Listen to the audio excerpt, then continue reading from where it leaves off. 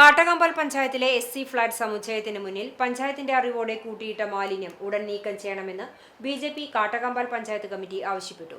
മൂക്കുപൊത്തി നടക്കേണ്ട ഗതികേടിലാണ് താമസക്കാർ.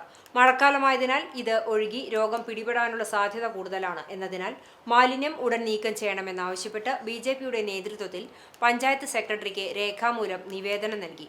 BJP Kattakampal panchayat committee general secretary Arun Gaganan, മുൻ member Pradeep Kunnath, panchayat committee vice president Binoj Vazhappully, secretary Ajeesh Pengamuck, Yuva Morcha panchayat committee അംഗം അഭിനവ് മോഹൻ എന്നിവർ സംസാരിച്ചു.